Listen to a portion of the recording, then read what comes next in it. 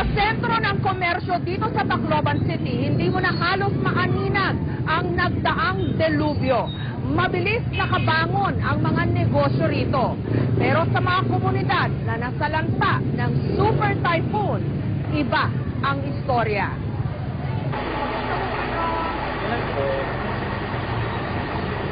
Ito mismo yung bahay nyo. Anong parte ho ng bahay nyo itong nandito, yung nangusuan ng barko? Yung parte doon, hanggang doon, sa dulo, may CR doon. Pinakamahaba naman doon ang anak ko, dito rin may bahay, dito. Ito lang nakabangon, parang nakasigaw. Yung ulo nyo Oo, nakasigaw ako na, buligi ako, adi ako ilarom. Ano ibig sabihin Yung, tulungan niyo ako, nandito ako sa ilalim. Ito. Delikado naman ho, kitang-kita. Ayan lang yung barko. Nasagasaan yung bahay nyo. Pero dito pa rin kayo nagtayo. Bakit po? Wala malipatan. Kaya nagtitis muna ako dito. Habang matapos ito, mayroon relocation bigay sa akin. Yung pamilya nyo ho, nakaligtas ho ba dito sa pagsagasa ng barko? Yung nakaligtas lang, yung dalawa kong anak, tsaka apo ko, yung asawa ko at saka isang anak ko, junior, tsaka yung apo ko isa, namatay. Paano nyo ho nakakayanan ito?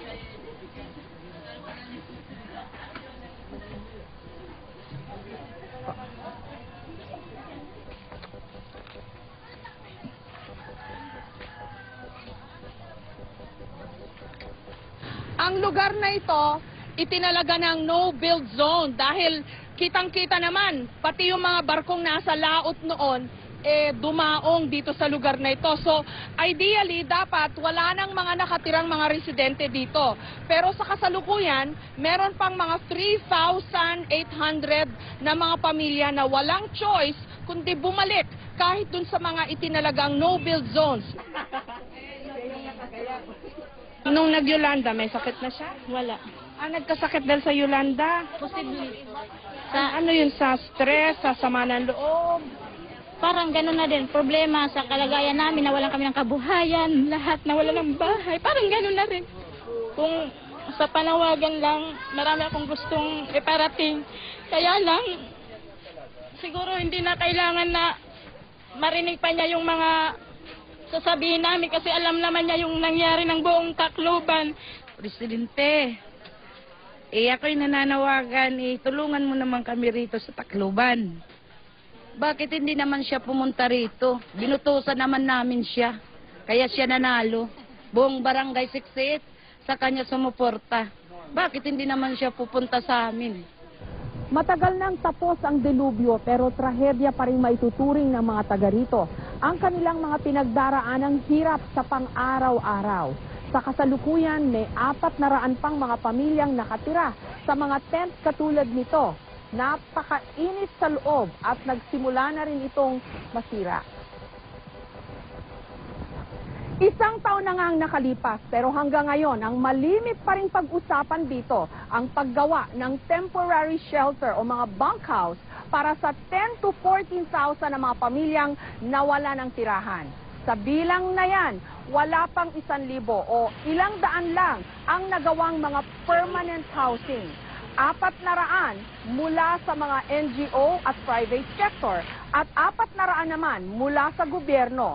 Katulad ng proyektong ito ng National Housing Authority. Itong lugar na ito ang isa sa mga nakalaan para sa mga tinatawag na temporary o transitional shelter para sa mga nasalanta, bunk houses para sa ilan. Isang taon na nga ang nakalipas pero katulad po ng inyong nakikita, ngayon pa lang ito sisimulan. Ang napagawa so far ng gobyerno, parang may 300 ng mga temporary shelter.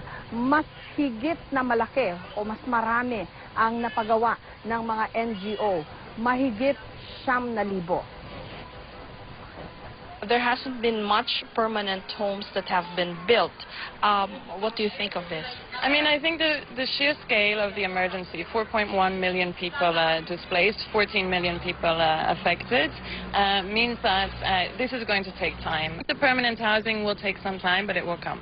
Isa ito sa mga naunang ipinatayong temporary transitional shelter o yung mga tinatawag nilang bunkhouse dito sa Tacloban para sa mga nawala ng tirahan.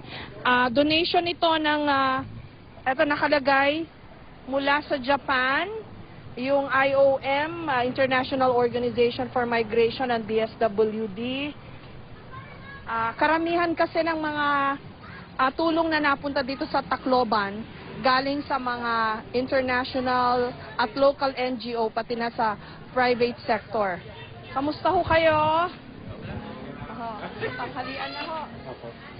Ilan ho ito sa mga nauna na temporary shelter? At 315 kami rito nakatira. Kamusta? Hanggang kailan daw kayo dito? Wala naman nung comment ang sa amin kasi 2015 daw. Para itong mga strukturang ito, temporary or transitional shelter, joint joint project ng gobyerno, ang DPWH, sila ang nagpatayo nitong mga strukturang ito. Tapos yung mga lutuan ng mga residente, Ito courtesy of IOM International ito. Donation na ng NGO na IOM. Kumpara sa ibang temporary transitional shelter or yung mga tinatawag po nilang bunkhouses, maayos po itong lugar na ito. Ang pace ng construction doon, hindi naman as such na lahat naman sila kaagad malilipat. In fairness naman, both the local and the national governments are doing their best to have these people move to a safer place.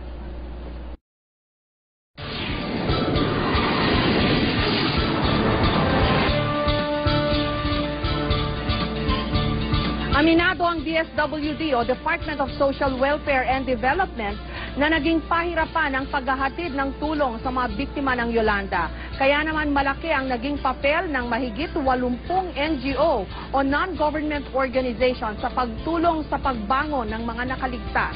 Si Chino Gaston on assignment. Ako po si Janita Salepot, isang Yolanda survivor.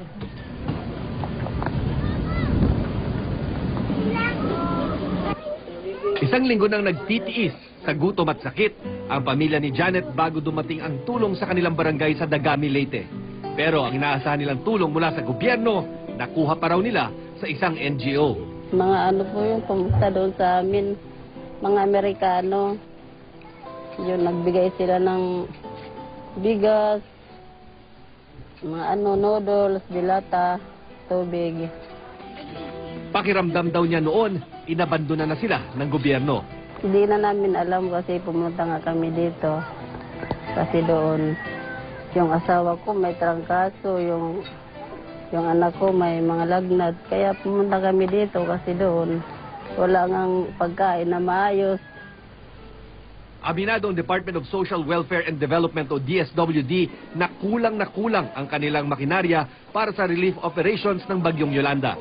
Bukod kasi sa napilayan ang marami sa kanilang local government units, hirap din daw silang maihatid ang relief goods sa mga nasalantang barangay dahil sira ang mga daanan pati linya ng komunikasyon pagkatapos ng bagyo.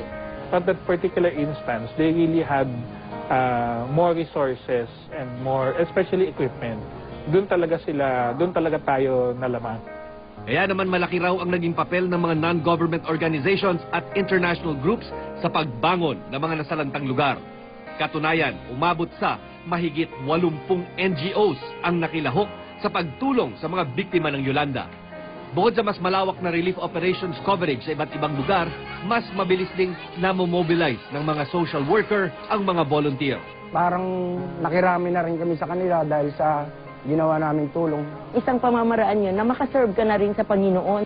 Ang isa pang malaking pagkakaiba, iwas daw ang mga NGO sa pamumulitika.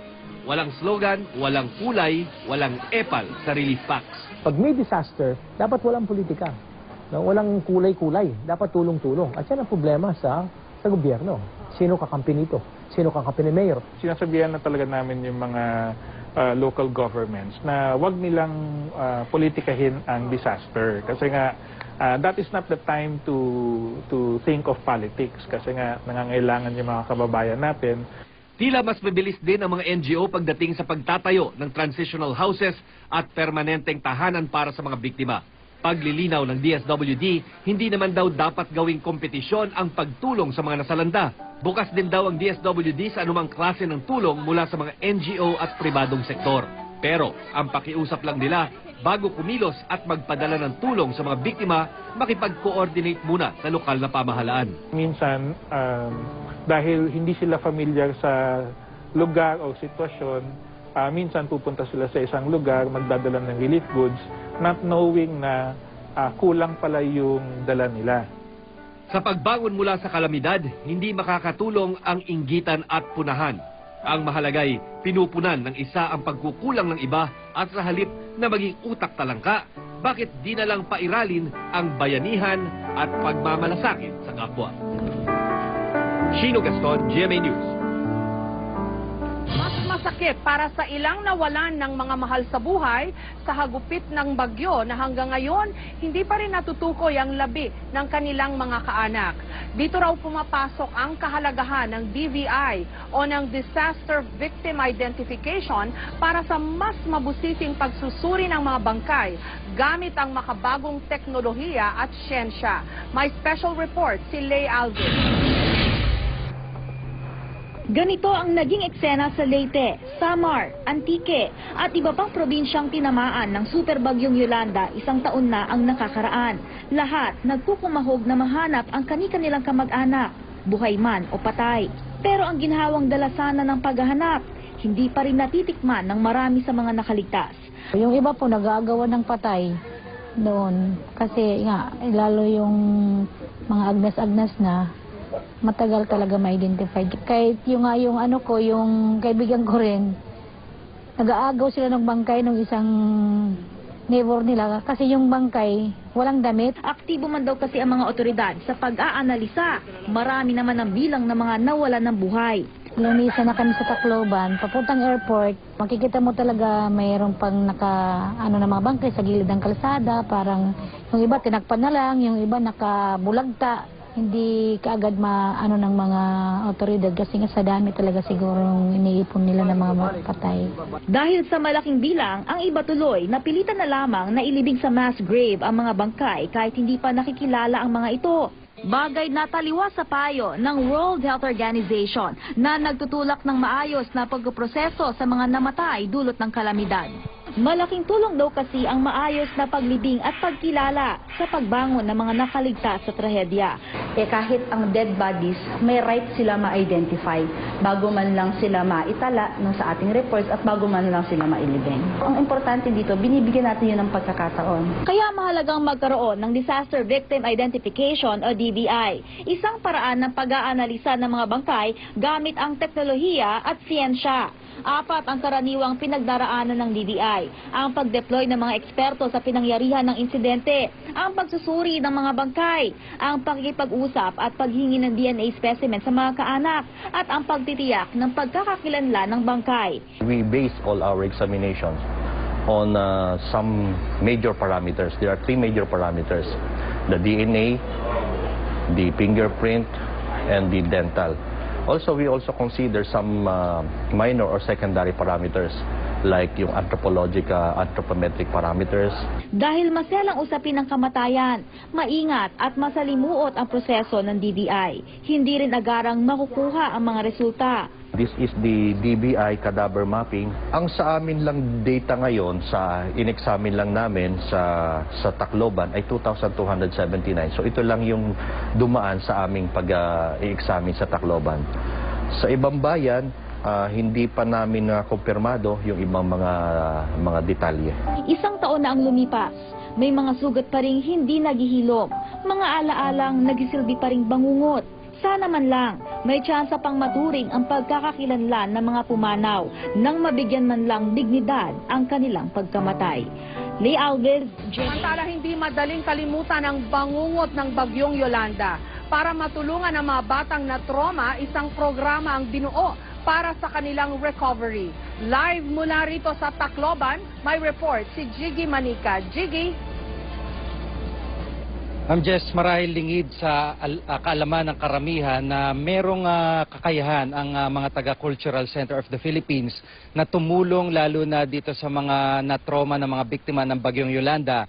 At ito'y sa pamamagitan ng mga programa gaya ng mga visual arts o di kaya'y paggawa ng mga short films. At ito nga ang ginawa natin, katuwang ang UNESCO. Ma-imagine nyo na lamang kung ano ang pinsalang maaaring idulot nito sa oras na makita natin pagkatapos itong malakas na hangin doon sa mga ibang mga mas maliliit pang struktura. Nang abutan kami ng Bagyong Yolanda sa Tacloban, ramdam na ramdam namin ang pagiging biktima rin ng bagyo.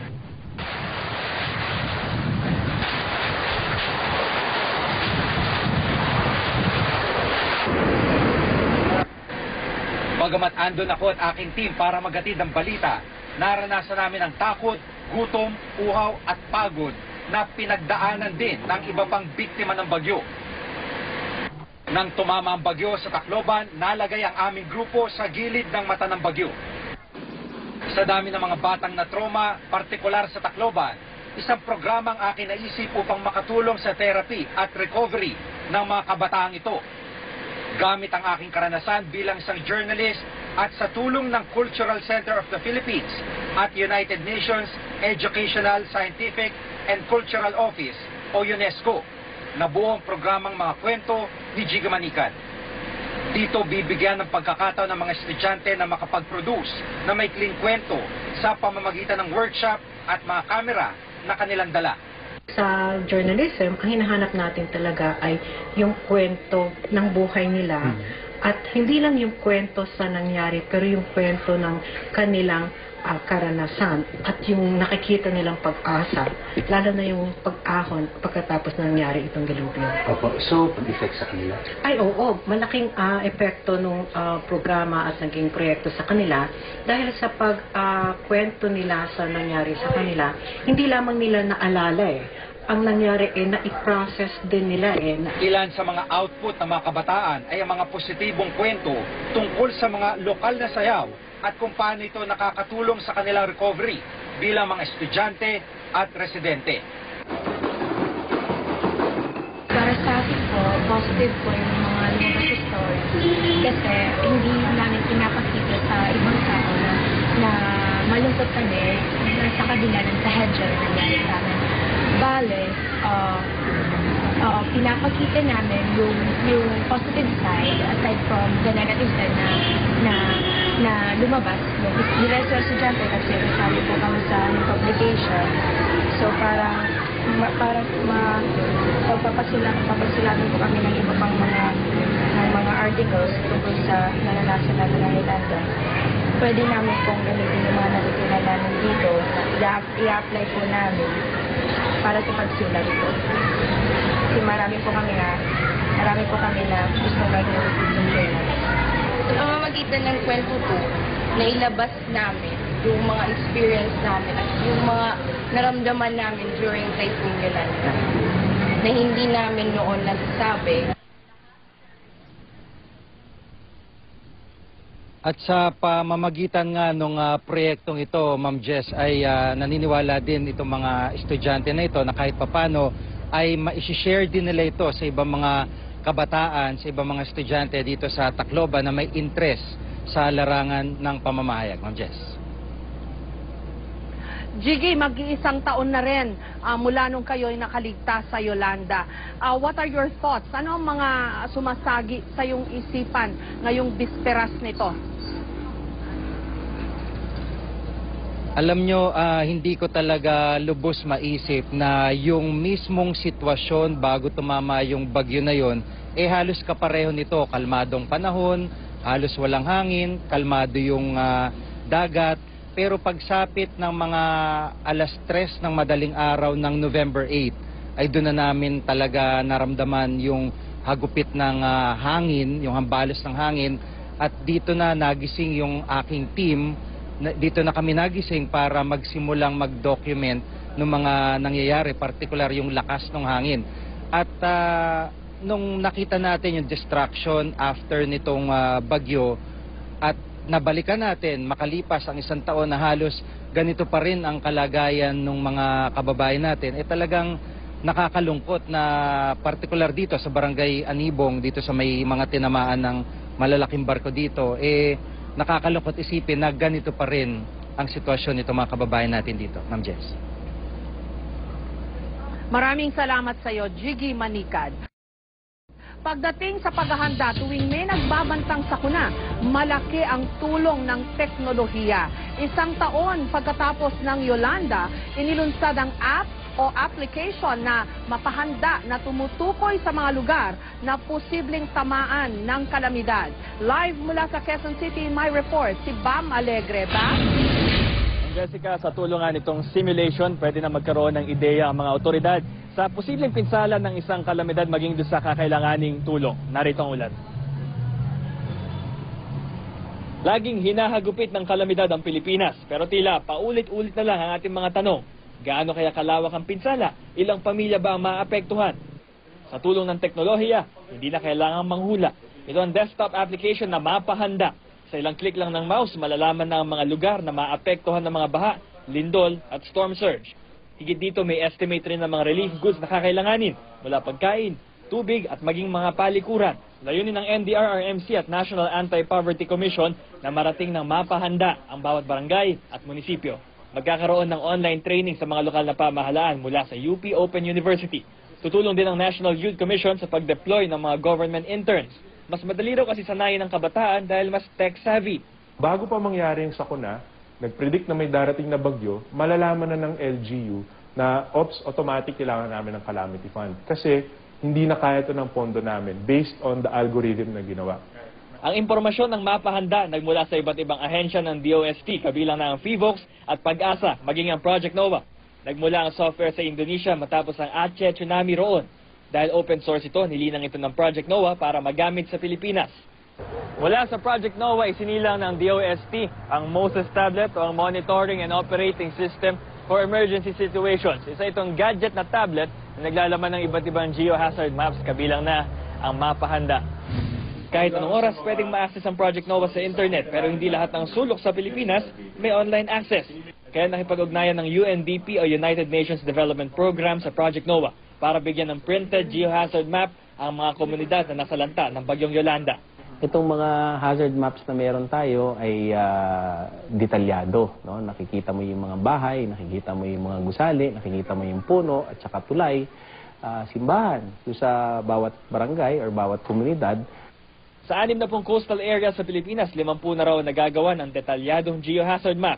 Puspusan daw itong ginagawa ng mga researcher ng Project NOVA kahit hindi na office hours, para lang maihatid ang mahalagang impormasyon na posibleng makasagip ng mga buhay at makaiwas ng mga sakuna. Kapag mayroong warning, kailangan ito ay matutumbasan ng tamang aksyon, tamang response ng komunidad. No? At yung tamang response na yan, malaking bahagi dyan ay yung pagtingin sa mapa. Jessica, itong ating mga researchers ay gumagamit ng mga supercomputers may halagang 250,000 pesos dahil high resolution itong mga geohazard maps. Balik sa'yo, ma'am. Pwede rin itong i-download sa mga telepono o cellphone, Bam? Itong mapahanda, hindi pa ito available for mobile use. Yung Project NOVA pwede, pero itong mapahanda, it's for the use of the local government units sa mga desktop application. Okay, maraming salamat sa iyo, Bam Alegre. Bukas, November 8, ang idineklarang National Day of Prayer ng CBCP o ng Catholic Bishops' Conference of the Philippines bilang paggunita sa unang anibersaryo ng Super Typhoon Yolanda. Hinihikayat ang mga simbahan na sabay-sabay magpatunog ng kampana pagsapit ng alas 6 ng gabi bukas. Susundan naman ito ng panalangin para sa mga nasalanta ng trahedya.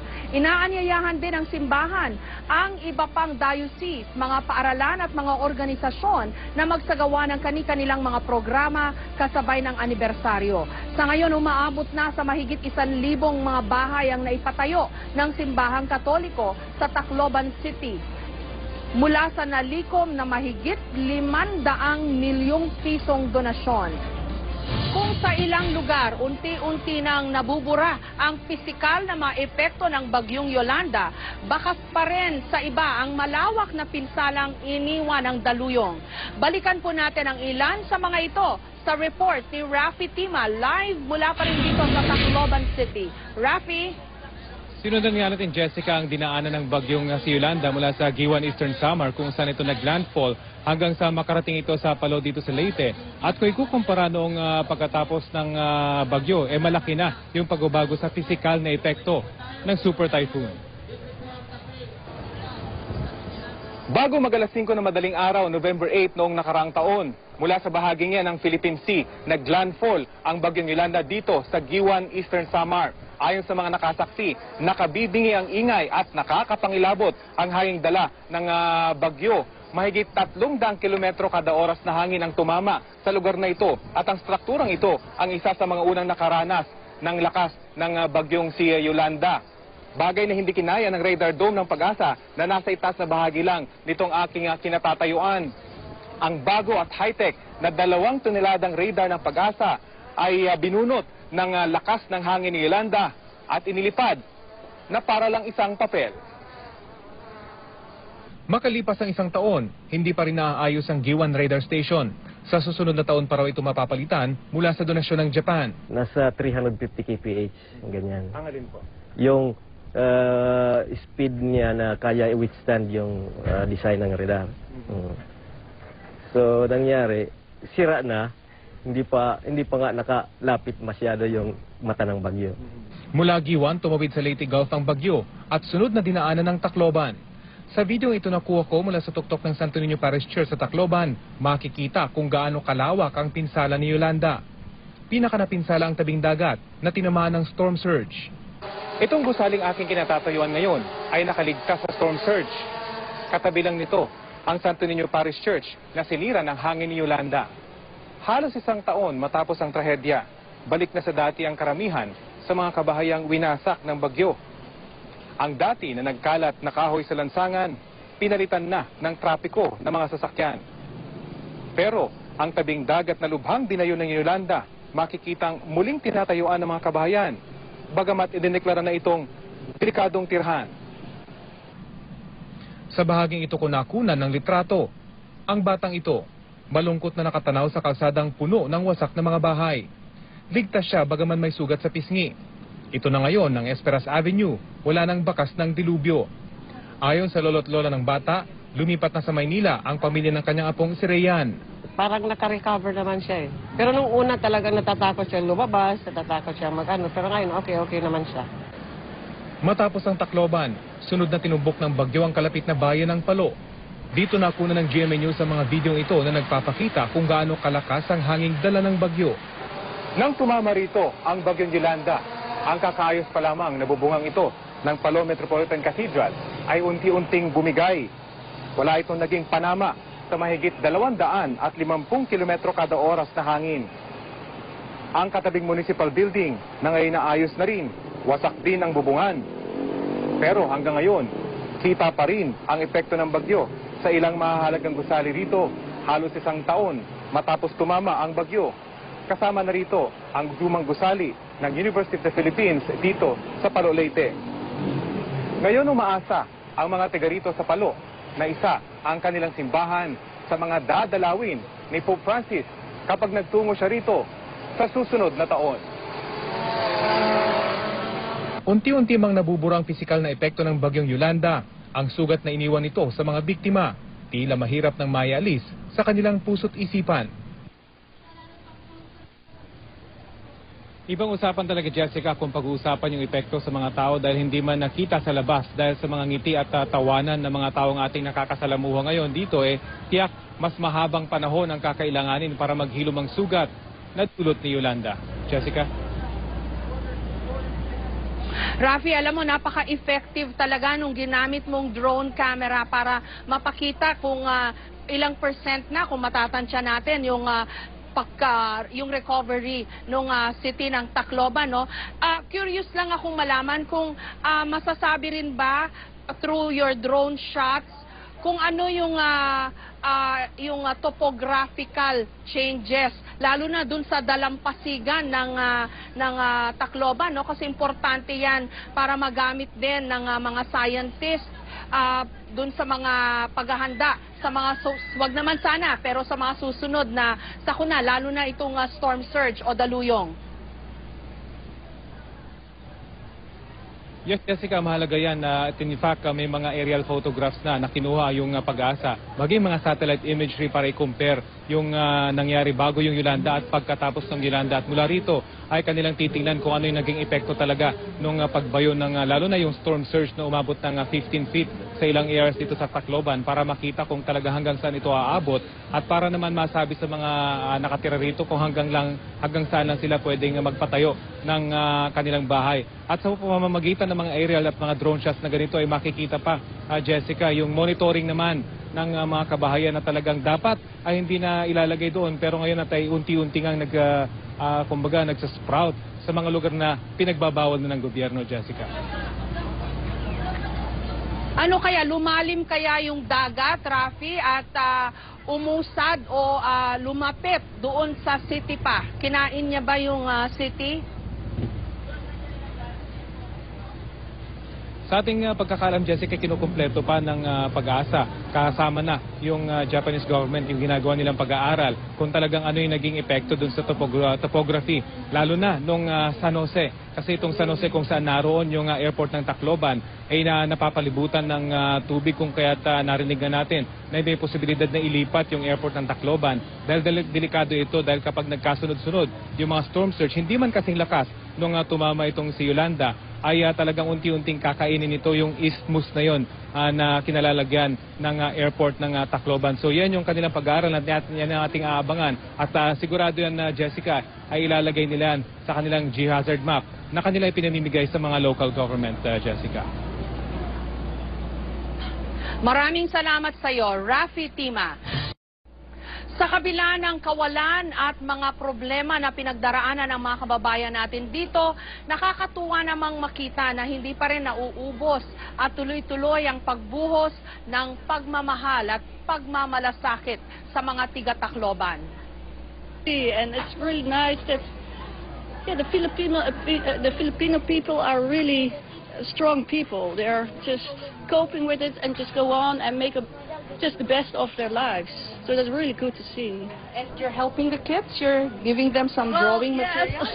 I thought just bring some joy to the children. I brought some stuff from the Netherlands and I thought, well, maybe they have something just to forget their problems. Mayroon po silang cash assistance na itulong ang Tutsi Foundation at saka rice relief po. Nagbigay po sila sa mga residente. Kayong mga kumot na galing po sa mga pit battle, yun po kasama po yun sa mga naitulong po nila. Lola, saan po galing tong barya na dala-dala nyo? Akin, sa akin. Inipon nyo ho yan, o, tapos ibibigay nyo rin. So okay na kayo? Okay na. Pwede nang tumulong sa iba? Pwede na, ma'am. Ano ho ba nagawa ng Chuchi sa inyo? Marami. Ano hong binigay sa inyo? Pira. Maraming ibinigay sa amin ng Tutsi. Talaga? O ngayon, kayo naman magbibigay? Kami naman bibigay. So, patak-patak, barya-barya, iniipon ng mga natulungan dati para may iba namang matulungan. Napakaganda ng konsepto. Kabilang din sa mga problema ng mga biktima ng bagyo, ang pahirapang pagkuha ng tulong mula sa gobyerno dahil sa kakulangan ng papeles. Karamihan daw kasi sa mga ito, kasamang tinangay ng daluyong. Ang ilan namang nakatira pa rin sa mga tent, gusto na raw umalis dahil sa takot. Live mula sa Tacloban, may report si Susan Enriquez. Susan? Jessica, sa kabila ng sinasabi ng gobyerno na tutulungan ang lahat ng biktima ng Bagyong Yolanda, hindi naman ito yung sinasabi o kabaligtaran nito ng nararamdaman ng mga nakausap nating biktima. Sabi nga nila, sa halip na tulungan o kalingain, ang pakiramdam daw nila parang lalo silang napabayaan. Lalong-lalo na yung mga biktimang hanggang ngayon ay walang magawa kundi ang patuloy na manatiling manirahan sa mga itinuturing na danger zone. Sabi naman ng ibang nakausap natin, imbis na padaliin ang pagbibigay sa kanila ng tulong, parang pinahihirapan pa sila sa paghahanap ng mga iba't ibang dokumento, gayong alam naman na tinangay ito nitong nagdaang malakas na bagyo. Narito po ang report. Ito ang mga trahedyang nangyari dito sa Tacloban, 1 taon na ang nakakaraan. Marami na ang nagbago. Pero ang mahirap maghilom, ang pangungulila sa mga nawala.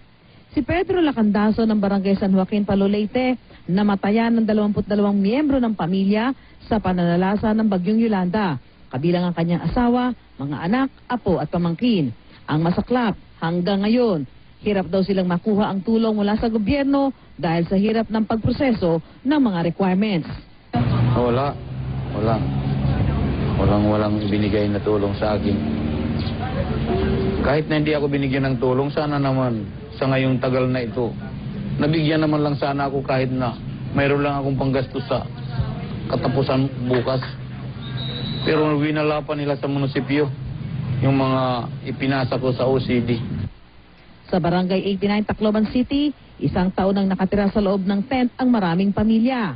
Sana bigyan na kami ng pansin kung ano yung nararapat para sa amin na mailagay kami sa ligtas at tamang lugar. Kapagalis lang matagal na namin gusto. Sino kayo makaalis? Wala kaming mapupuntahan eh.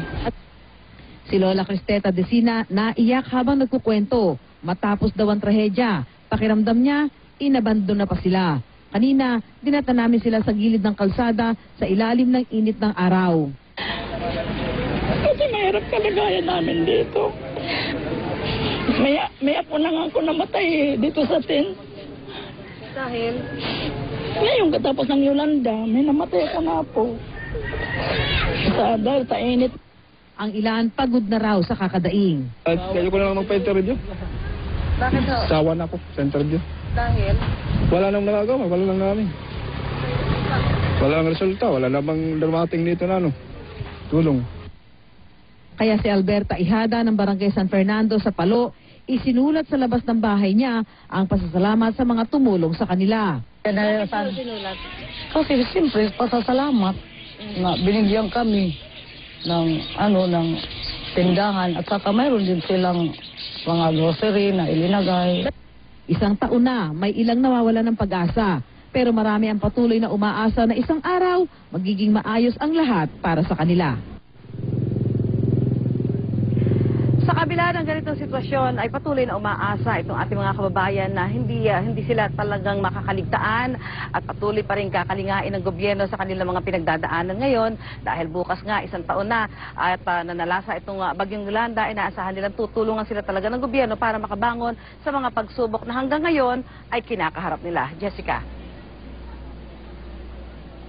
Susan, I hope you don't mind, pero baka pwede kitang tanungin ng medyo personal na question. Kasi sa dinami-rami naman nakakausap mo na halos pare-pareho ang hinaing dito sa Tacloban, no? Ano yung nakikita mong maski pa paano nagsha-shine through na things will improve kahit sa sariling sikap man lang nila? Alam mo, Jessica, maganda rito sa mga kababayan natin, parang kahit parang sila ay pinanghihinaan ng loob dahil hindi nakakarating yung tulong ng national government, pero may mga dumadating na tulong mula doon sa mga NGO. Ito yung nagbibigay sa kanila ng dahilan para lalo pang magpursige at hindi sila mawalan ng pag-asa at tuloy ang kanilang buhay, no? Bagamat sabi nga, parang naiidip sila, no? Yung mga pangako, lalo ngayon, 1 taon na nga yung mga nakatira doon sa mga danger zone, sabi nila hanggang ngayon wala daw pangako kung saan o kung kailan sila maililipat, pero sabi nila kailangan tuloy ang buhay, so ayaw na masyado nilang iasa, no, sa gobyerno yung kanilang mga pang-araw-araw na pangangailangan hanggat maaari gusto nilang ibalik sa normal yung kanilang buhay. Pero sabi nga nila sana naman, no, kahit papaano ay talagang dumating yung tulong na kanilang inaasahan. Sabi nga nila nakaligtas sila sa Yolanda, so itong mga pagsubok na pinagdaraanan nila ngayon, inaasahan nilang malalampasan din nila ito, Jessica. I-share ko lang din sa'yo bukod dun sa sinasabi natin na napakatatag talaga nating mga Pilipino. Nakita ko rin dito sa mga kababayan nating dumaan sa Super Typhoon kung gaano talaga kapasensyoso at kung gaano talaga tayo kabait na mga tao, di ba? Tama ka dyan, Jessica, ano? At yung iba, syempre, parang sabi nga nila, minsan parang nawawala na sila ng pag-asa, parang sabi nga nila, parang napabayaan na kami, nakakalimutan na kami, pero pagkalipas ng ilang minuto, sabi nga nila, hindi. Alam namin na kami maaalala pa rin ng gobyerno at darating ang araw, ibibigay yung aming mga pangangailangan, pero pasamantala, habang wala ito, kakayod kami para mabuhay ng marangal at malampasan itong mga pagsubok na hanggang ngayon ay kinakaharap nila matapos ngang manalasa itong Super Typhoon Yolanda. Jessica. Maraming salamat sa iyo, Susan Enriquez. Samantala, ikinatuwa ni Pangulong Aquino ang anyay malaking pagbabago sa bayan ng Giwan sa Eastern Samar makalipas ang 1 taon mula nung bayuhin ito ng bagyo. Kasabayan naman yan, pinasaringan niya mga kritikong nababagalan daw sa pag-usad ng rehabilitasyon. Live mula sa Giwan sa Eastern Samar, may report si Victoria Tulad. Victoria? Jessica, bukod nga sa mga papuri para sa Giwan Eastern Samar, para sa mabilis nitong pag-recover o pagbangon mula sa delubyo na iniwan ng superbagyong Yolanda, pinasaringan din ni Pangulong Noynoy Aquino ang kanyang mga kritiko.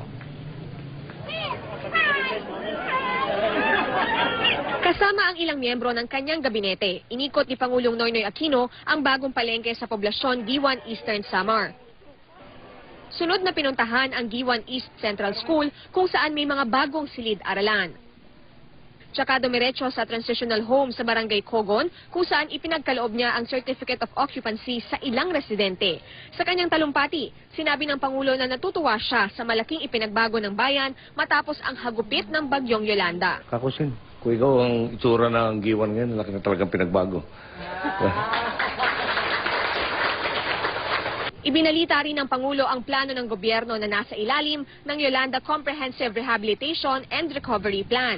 Kasama sa mga plano ang paglipat ng Tacloban Airport sa Samar. May natukoy na raw na lugar para rito. Isa rin sa pinag-aaralan ang pagtatayo ng Tacloban Palo Tanawan Dike Project kung saan magsisilbi itong proteksyon sa mga residente tuwing may bagyo. Sa gitna ng talumpati, hindi pinalampas ng Pangulo ang kanyang mga kritiko na nababagalan sa ginagawang rehabilitasyon ng gobyerno. Hindi tinukoy ng Pangulo kung sino pero may nagsabi raw sa kanya na bigyan na lang ng 40,000 pesos ang bawat pamilya. Kung tutuusin, mas madali raw ito kumpara sa 85 billion pesos na kailangan para matapos ang rehabilitasyon. Pero giit niya, hindi raw pwedeng bara-bara ang trabaho. Malakas ang katub ko. Bukas sa bukas po, mayroon pa rin hihirit. Pinapabayaan ko raw ang Tacloban. Bahala na ho kayo sa kanila sa darating na eleksyon. Kung ako po, para sabihin ko lang, may ginawa ko, gawin na natin itong 58. Mas madali maabot yun kaysa 80. Pero sa dulo po nun, pagdating ng bagyo, ako po may konsensya. Kaya dito na, sige, murahin na nyo ako, batikusin na nyo ako, pero palagay ko dapat ang gawain natin yung tama. Agad bumalik ng Maynila ang Pangulo mula Eastern Samar kung saan natanong siya, bakit nga ba hindi niya binisita ang Tacloban? I think I've been to Tacloban on several occasions. I have not been back to Giwan until today. This is not politics. A vast difference between then and now. And also, the human side of me wanted to see it also.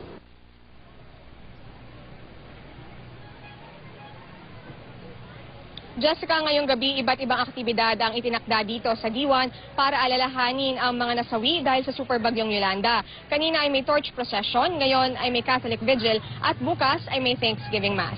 Jessica?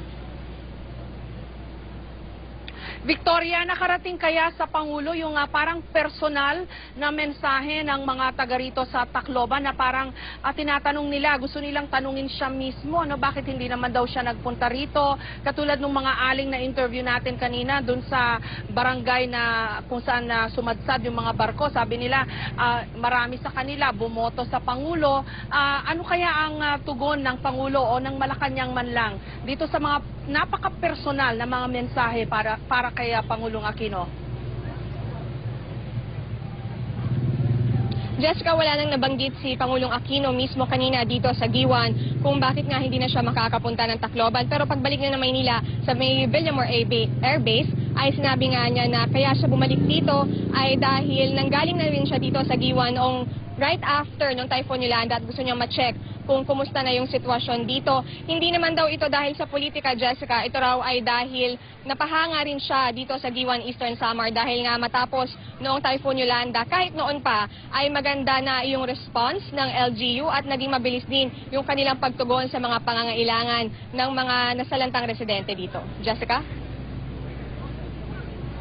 Maraming salamat sa iyo. Naglabas na po ang Department of Budget and Management ng listahan ng mga pinaglagakan ng pondo para sa mga biktima ng Bagyong Yolanda.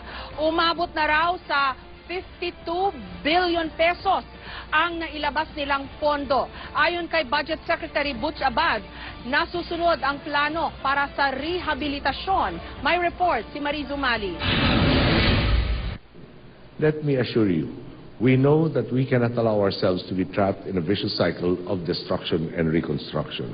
This is why we are going to build back better. Build back better. Yan ang binitawang pangako ni Pangulong Aquino sa mga biktima ng Super Bagyong Yolanda noong December 18, 2013. 41 araw matapos ang trahedya.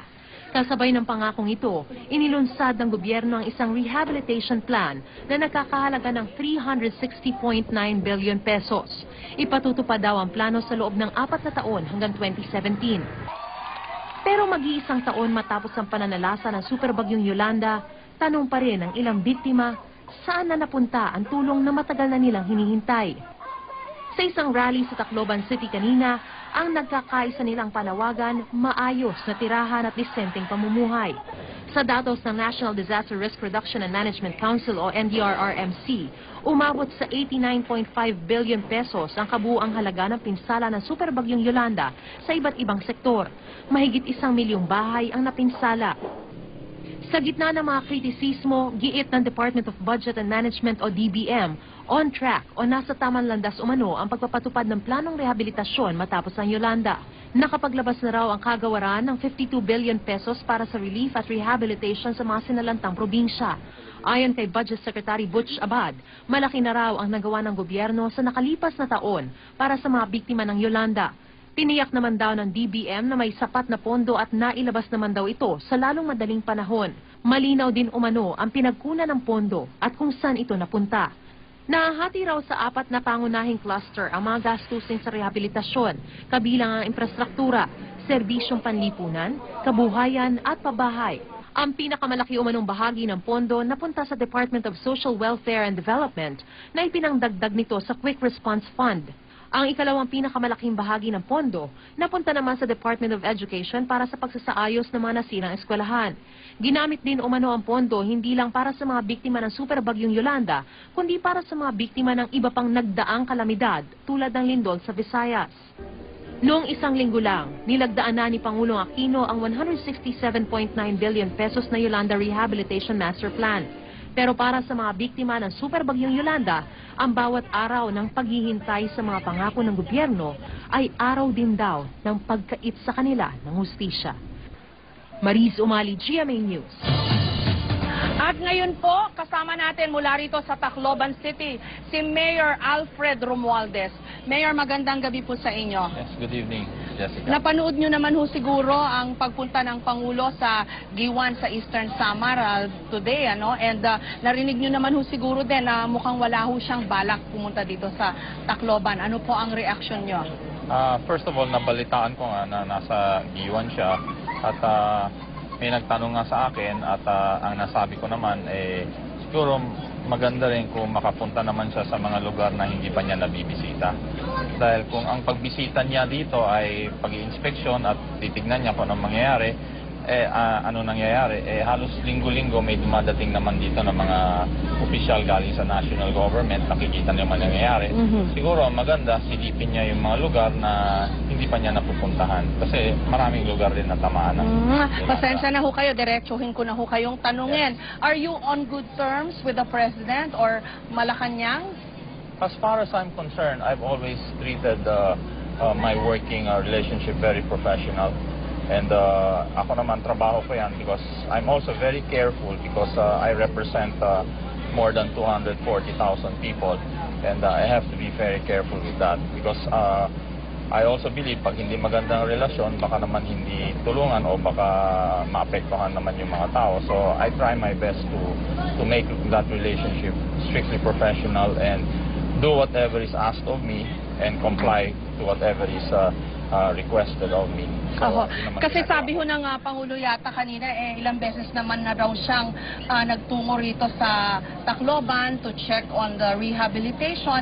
But still, no, people cannot help but speculate na mukhang inisnab niya ho itong inyong syudad kahit na of all the places na nasa lantapo ng Yolanda, kayo, yung syudad ninyo ang pinakanapuruhan at anniversary pa naman nung paghagupit po nito. I think kailangan naman natin i-distinguish also yung pagpapasyal niya rito at yung tulong na umaabot dito.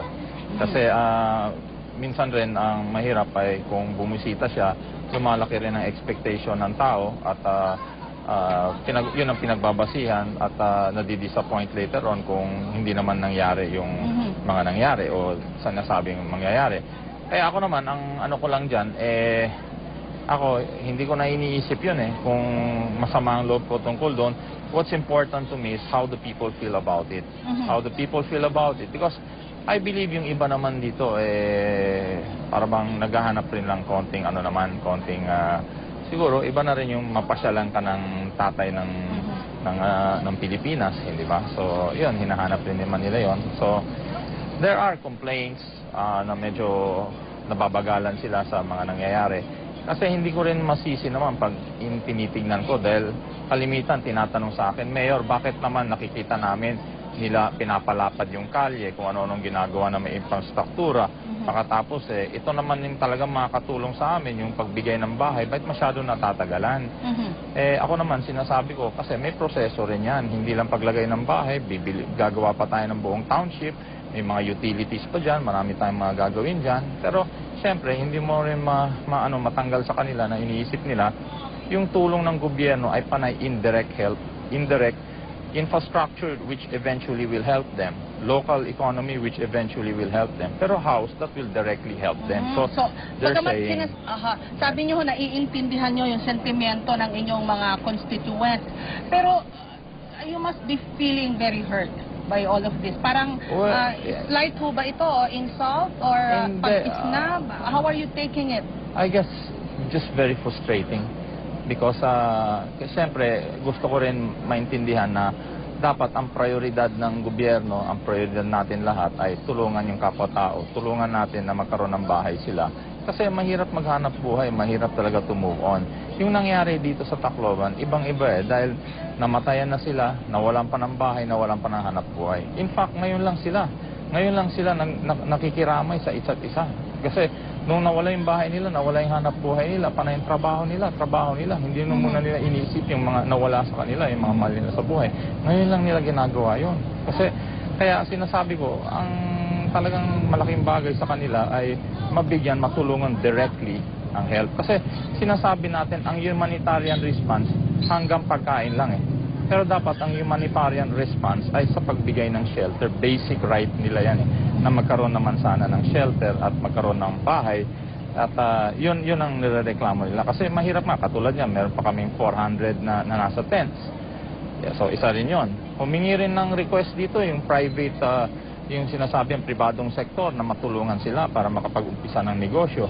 Hindi rin ho natulungan. Sana natulungan yun para makapagbigay naman ng hanap buhay yung mga negosyong yan. Pero hindi nga natuloy yun at hinihingi lang naman nila kahit loan hindi naman dole out So sana talaga matulungan sila kasi yun makatulog sa livelihood naman nila. Okay. Mayor, yung mga taga-Giwan, pinuri ng Pangulo right after tumama yung Yolanda for their preparedness. And then today, pinuri rin po uli ng Pangulo for their mabilis daw na rehabilitation. How did you take that? Parang in contrast kasi, parang wala ho yatang naririnig na reassuring words for your city or for kahit man lang hindi sa inyo. Ako naman, ang ginagawa ko, kung ano na lang pagkukulang, doon ko na lang fini-fill upan, doon ko na lang inaayos na sinasabi ko sa kanila na medyo naman, ang importante dito, we know what direction to take. We're fighting to get more resources. If we can get more resources, mas mapapabilis yung pag-ayos ng buhay natin. Pero ang basic lang dito, at maintindihan lang sana ng lahat, when we talk of building back better, it means the lives of the people. Not building back better just only infrastructure. Kaya yun ang nagiging problema dito. Alam ng tao yan, alam nila na talagang build back better yung mga buhay nila. So yun ang talagang dapat ayusin. Pagkatapos, ang masasabi ko naman, dahil klarong-klaro na hindi naman rin naiintindihan ng national yung sitwasyon ng Tacloban dahil highly urbanized city kami. Pagdating ng pangkaraniwan na araw, ay yung populasyon namin, lalo na sa araw, nagiging 300%. Kasi bakit? Halos lahat ng bangko nandito sa buong rehiyon. We have 90% of the banks nandito. Meron kaming 4 universities dito. 80% of the students are not from Tacloban. And yet, we're expected to give basic services for all of them. Kaya nung nangyari yung bagyo na yan, laging nagkukulang yung mga relief goods nila. Kasi sinasabi nga namin, yung populasyon namin na 240,000 ay hindi 240,000 yan. 700,000 yan. Kasi sa daming tao na nandito, parang Metro Manila, mas maraming tao nasa loob ng Metro Manila sa araw kaysa sa gabi. And nung tumama yung bagyo na yun, Friday yun. Pagkatapos, pag may bagyo pa, ang practice, lahat nagtatago sa Tacloban. Kasi nandito mga ospital, nandito yung mga hotel, kaya kulang din kami sa evacuation center. Dahil pinagbabasihan lang ng mga evacuation center, yung gagawa lang tayo based on our population. So we really have a bigger task to handle. Okay, presidential snub aside, if it is indeed a snub, no, but that's how people, that's what people are saying. I guess the bigger question, Mayor, is how are you working with the national government? Kasi yun ang pinaka-importanting tanong ngayon. Kahit ba magkaiba ho kayo ng mga partido, paano ho ba? Yun ho bang rehabilitation efforts in cooperation with the national government? How is it proceeding? I think the mechanism there was to craft a master plan. That was asked of us, and we presented that. And we gave the reports necessary. In fact, it was communicated to me by Secretary Lacson himself that it was approved in the SONA, your master plan. Mula noong July na SONA, humihingi kami ng kopya, hindi naman ako nakakuha ng kopya. Ngayon, nabalitaan naman namin na pinirmahan daw niya yung master plan last week. October 30, yes, the President. Yes, so we're asking for a copy of that, only so we can see what was approved and so what you was don't not even approved. have a copy? Hindi pa po eh. In fact, hindi rin kami nabigyan ng kopya ano yung na-approve ng presidente ng SONA. It's that bad, Mayor. Although you're trying to be very diplomatic about it. Yes, because we have to see where it is, because saan rin kami makakatulong, saan kami pwede pumesto para mapabilis lahat ito. Abay, paano ho kaya yan? Ayaw kayo, wala ho kayong kopya pala. Yun nga ho iniintay namin. Kasi katulad yan, anong paplanuhan namin, hindi namin alam ano yung na-approve, ano yung hindi na-approve. Kaya gagawa rin kami ng budget namin for the year. So kailangan namin, baka magdoble-doble kami. So ano ba talaga? So we're just waiting for that. So at best, would you say that medyo very antagonistic ko yung relationship nyo? Well, I don't know, but I think that is also happening to other LGUs. Maybe they're just not speaking up, but let's ask them. Because if you look at the rehabilitation also in Bohol, I think they had some problems there. So what we're trying to say is that kaya nag-partner nga kami with the United Nations in crafting a master plan para mapabilis ito dahil sila masanay sila diyan sa mga rehabilitations in disasters. Kaya doon ho kami pumesto. Ang magagawa ko lang naman talaga, katulad niyan, nagsalita naman ng presidente, sabi niya, if you will criticize, at least be constructive. So kami naman, we're being constructive. Whatever is needed yet of us, we will present. But basically, I think it's seen here, maraming pumunta rito ng mga dayuhan at mga local na mga media, nakita nila yung mga tao, what they're going through. And I'm saying the focus really should be building the lives back of our people, help them there. And they have to look at it as an investment and not an expense. When you spend for people, it's an investment because we have to strengthen our people in order to empower them para naman maging productive sila. Well, your intentions are very good, but I just wonder, how do you function given this situation with the national government? Well, katulad niyan, nagpartner kami with CRS, nagpartner kami with Operation Blessing, Operation Compassion, and from 2,000 shelters, 2,000 approximately families living in tents, we're down to 400, and we're trying our best to make as many transitional shelters as we can. So doon naman kami po na yun ang participation namin. We're trying to, and building now a master plan. Katulad niyan, ina-address namin yung issue ng 40-meter no-build zone. Kasi nagka-problema. Nung nilabas yung batas na yon, ang ibig sabihin lang nung bigyan ng access yung national government sa mga area na yan. Kaya ginawang 40-meter no-build zone. But it is not addressing the safety issue. Because in addressing the safety issue, the measure should be the level of the land compared to the sea. Because kung mataas nga naman yung lupa, hindi ka abutin ng storm surge. Kung mababa yung lupa, aabutin ka kahit 1 kilometro ng layo mo, pero 1 or 2 feet ka lang above sea level, aabutan ka ng storm surge. So, yun inaayos namin, ginawa namin yun sa master plan para may maayos naman. At least yung direction, maayos namin yung direction para pagdating ng resources, tuloy-tuloy na yung trabaho. So maski pa paano, you can still work with them in some way. Well, it's part of... Mamimend ho ba yung inyong differences? Oo naman. I feel, naman. Kasi nandyan naman. Kaya ang sinasabi ko naman, maganda naman yung mga tao. Kaya tingnan mo, pag meron dito mga nagre-reklamo, may nagpo-protesta, sabi ko, pasalitain na lang natin. Total naman, marami naman silang pinagdaanan na rin sa buhay. Hirap na rin sila. Dapat pasalitain natin para malaman natin. Because ultimately, it's the people that will judge. We are elected officials, even the president. We were given that mandate, that trust and confidence. But who owns all these resources? The people own it. So it's how we manage it that counts. So I think the ultimate guide here, or the ultimate test here really, would be asking our people, how do you feel? What do you feel is happening? And based from my conversations with them and our interaction, nakikita nila bakit yung focus nga hindi direkta na ayusin na lang kaagad yung matitirahan nila at mabigyan nga sila ng sapat naman na shelter. Is there any attempt at all, Mayor, to have a parang serious talk with the President or Malacanang about all of these difficulties that you're encountering? Well, I think the best way to sum all of this up is that from what I read, the President had a cabinet meeting and he himself was upset na bakit mabagal. So I think he sees that also. So he has more authority than I have really to look into these different departments and agencies and start investigating and try to create mechanisms that will fast-track all of this because it concerns people's lives directly. So I think, that must be given high priority. I don't know if you'd care to give a message to anyone, probably in Malacanang, if not to the President. Well, we're trying our very best here na walang bahid politika. We respect the moves or decisions of the President. If he decides to do otherwise and not to come here, that's fine. But we're basically reaching out if we can create more mechanisms really to address this problem more immediate, preferably, kasi kailangan talaga ng mga tao. And hindi lang tayo tatamaan ng bagyo ngayon. Nagkataon lang Tacloban tinamaan. Pero with what we have now with climate change, we're gonna experience storms year in and year out. We might as well address this issue head on so we can create mechanisms now in addressing them quicker. Maraming salamat po, Mayor Alfred Romualdez ng Tacloban City. Thank you. The best of luck po sa inyong pagbangon dito sa Tacloban. Thank you. Thank you po. Welcome back.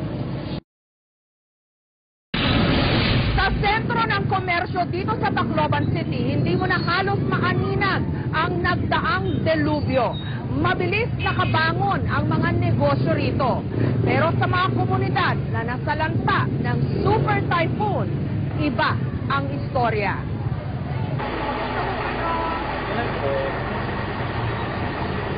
Ito mismo yung bahay nyo.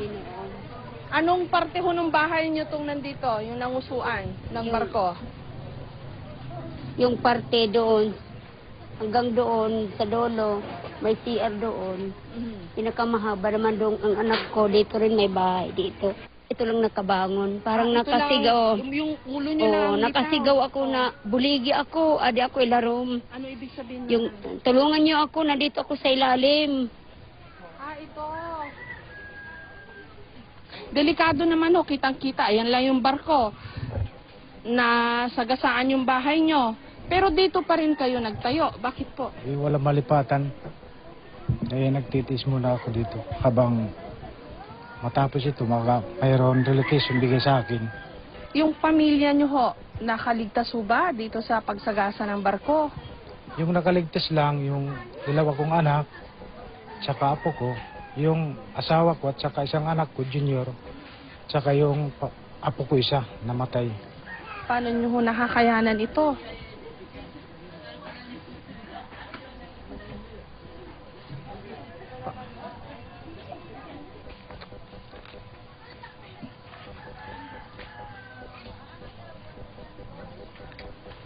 Ang lugar na ito, itinalaga ng no-build zone dahil kitang-kita naman, pati yung mga barkong nasa laot noon, dumaong dito sa lugar na ito. So, ideally, dapat wala nang mga nakatirang mga residente dito. Pero sa kasalukuyan, meron pang mga 3,800 na mga pamilya na walang choice kundi bumalik kahit dun sa mga itinalagang no-build zones.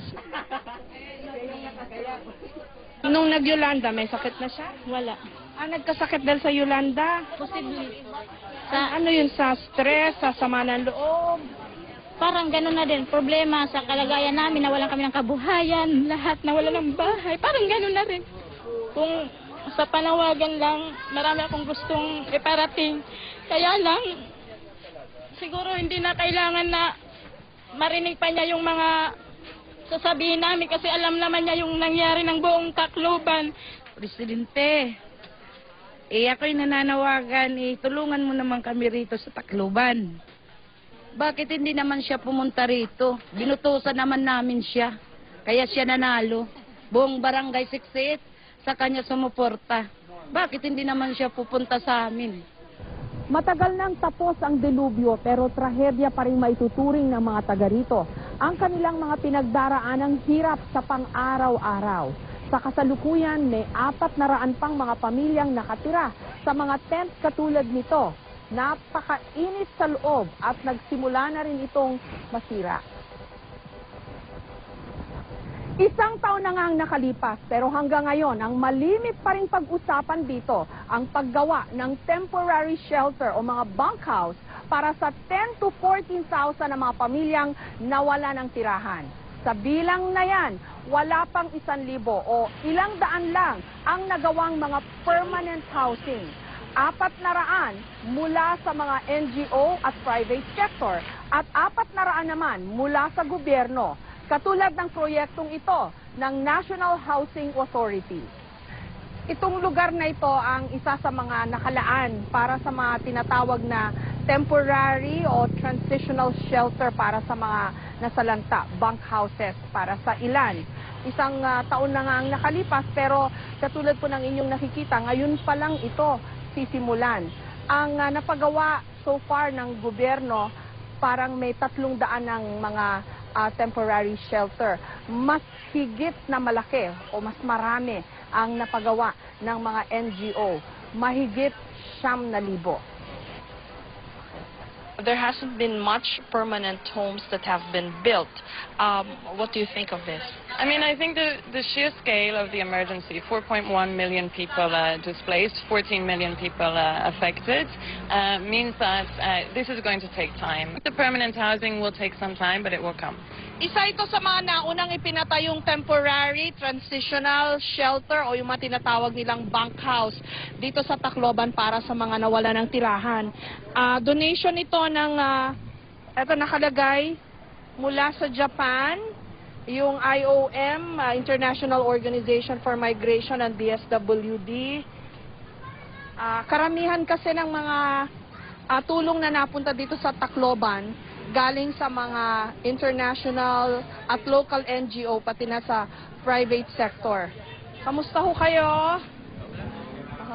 Tanghalian na ho.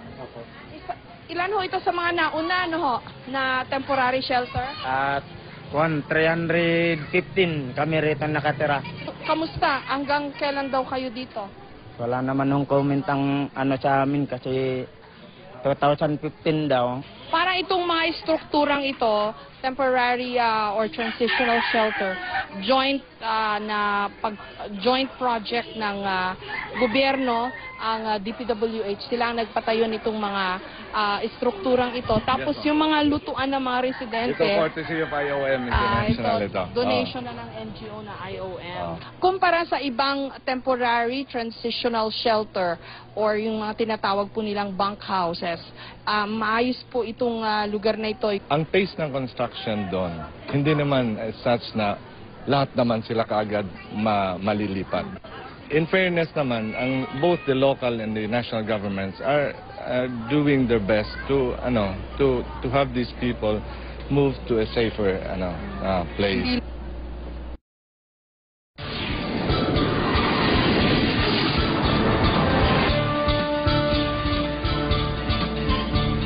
Aminado ang DSWD o Department of Social Welfare and Development na naging pahirapan ang paghahatid ng tulong sa mga biktima ng Yolanda. Kaya naman malaki ang naging papel ng mahigit 80 NGO o non-government organization sa pagtulong sa pagbangon ng mga nakaligtas. Si Chino Gaston on assignment. Ako po si Janita Salepot, isang Yolanda survivor.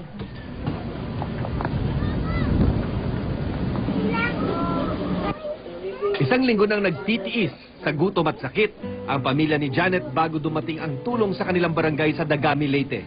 Pero ang inaasahan nilang tulong mula sa gobyerno, nakuha pa raw nila sa isang NGO. Mga ano po yung pumunta doon sa amin, mga Amerikano. Yung nagbigay sila ng bigas, mga noodles, dilata, tubig. Pakiramdam daw niya noon, inabandona na sila ng gobyerno. Hindi na namin alam kasi pumunta nga kami dito. Kasi doon, yung asawa ko may trangkaso, yung anak ko may mga lagnat. Kaya pumunta kami dito kasi doon, wala ngang pagkain na maayos. Aminado ang Department of Social Welfare and Development o DSWD na kulang ang kanilang makinarya para sa relief operations ng Bagyong Yolanda.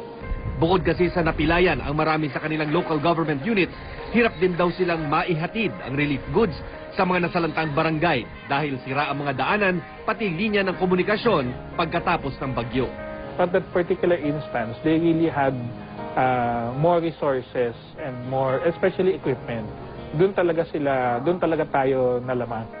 Kaya naman malaki raw ang naging papel ng mga non-government organizations at international groups sa pagbangon ng mga nasalantang lugar. Katunayan, umabot sa mahigit 80 NGOs ang nakilahok sa pagtulong sa mga biktima ng Yolanda. Bukod sa mas malawak na relief operations coverage sa iba't ibang lugar, mas mabilis ding namomobilize ng mga social worker ang mga volunteer. Parang nakirami na rin kami sa kanila dahil sa ginawa naming tulong. Isang pamamaraan yun na makaserve ka na rin sa Panginoon. Ang isa pang malaking pagkakaiba, iwas daw ang mga NGO sa pamumulitika. Walang slogan, walang kulay, walang epal sa relief packs. Pag may disaster, dapat walang politika. No? Walang kulay-kulay, dapat tulong-tulong. At yan ang problema sa gobyerno. Sino kakampi nito? Sino kakampi ni Mayor? Sinasabihan na talaga namin yung mga local governments na wag nilang politikahin ang disaster. Kasi nga, that is not the time to think of politics. Kasi nga, nangangailangan yung mga kababayan natin. Tila mas mabilis din ang mga NGO pagdating sa pagtatayo ng transitional houses at permanenteng tahanan para sa mga biktima. Paglilinaw ng DSWD, hindi naman daw dapat gawing kompetisyon ang pagtulong sa mga nasalanda. Bukas din daw ang DSWD sa anumang klase ng tulong mula sa mga NGO at pribadong sektor. Pero ang pakiusap lang nila, bago kumilos at magpadala ng tulong sa mga biktima, makipag-coordinate muna sa lokal na pamahalaan. Minsan, dahil hindi sila familiar sa lugar o sitwasyon, minsan pupunta sila sa isang lugar, magdadala ng relief goods, not knowing na kulang pala yung dala nila.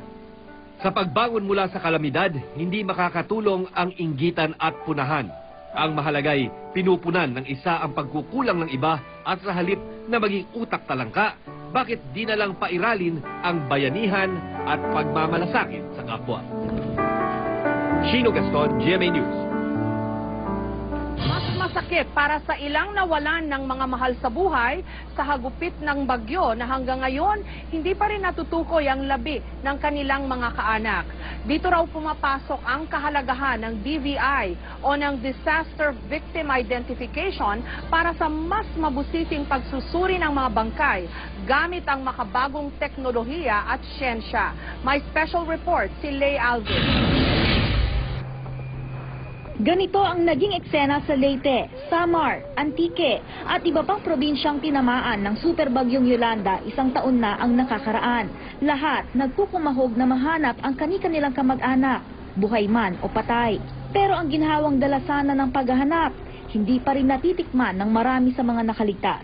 Yung iba po nag-aagawan ng patay noon kasi nga lalo yung mga agnas-agnas na matagal talaga ma-identify. Kahit yung yung kaibigan ko rin, nag-aagaw sila ng bangkay ng isang neighbor nila kasi yung bangkay walang damit. Aktibo man daw kasi ang mga otoridad sa pag-aanalisa. Marami naman ang bilang ng mga nawalan ng buhay. Lumisa na kami sa Tacloban, papuntang airport, makikita mo talaga mayroon pang na mga bangkay sa gilid ng kalsada, parang yung iba tinakpan na lang, yung iba nakabulagta. Hindi kaagad ng mga otoridad kasi nga sa dami talaga sigurong iniipon nila ng mga patay. Dahil sa malaking bilang, ang iba tuloy napilitan na lamang na ilibing sa mass grave ang mga bangkay kahit hindi pa nakikilala ang mga ito. Bagay na taliwas sa payo ng World Health Organization na nagtutulak ng maayos na pagproseso sa mga namatay dulot ng kalamidad. Malaking tulong daw kasi ang maayos na paglibing at pagkilala sa pagbangon ng mga nakaligtas sa trahedya. Kahit ang dead bodies, may right sila ma-identify bago man lang sila maitala sa ating reports at bago man lang sila mailibing. Ang importante dito, binibigyan natin yun ng pagkakataon. Kaya mahalagang magkaroon ng Disaster Victim Identification o DVI, isang paraan ng pag-aanalisa ng mga bangkay gamit ang teknolohiya at siyensya. 4 ang karaniwang pinagdaraanan ng DVI, ang pag-deploy ng mga eksperto sa pinangyarihan ng insidente, ang pagsusuri ng mga bangkay, ang pakikipag-usap at paghingi ng DNA specimen sa mga kaanak, at ang pagtitiyak ng pagkakakilanlan ng bangkay. We base all our examinations on some major parameters. There are 3 major parameters: the DNA, the fingerprint, and the dental. We also consider some minor or secondary parameters like yung anthropometric parameters. Dahil maselang usapin ng kamatayan, maingat at masalimuot ang proseso ng DVI. Hindi rin agarang makukuha ang mga resulta. This is the DVI cadaver mapping. Ang sa amin lang data ngayon, sa in-examine lang namin sa Tacloban ay 2,279. So ito lang yung dumaan sa aming pag-i-examine sa Tacloban. Sa ibang bayan, hindi pa namin kumpirmado yung ibang mga detalye. 1 taon na ang lumipas. May mga sugat pa ring hindi naghihilom. Mga alaalang nagsisilbi pa ring bangungot. Sana man lang may tsansa pang maturing ang pagkakakilanlan ng mga pumanaw nang mabigyan man lang dignidad ang kanilang pagkamatay. Lay Alves, Samantala, hindi madaling kalimutan ang bangungot ng bagyong Yolanda. Para matulungan ang mga batang na trauma, isang programa ang binuo para sa kanilang recovery. Live mula rito sa Tacloban, may report si Jiggy Manica. Jiggy?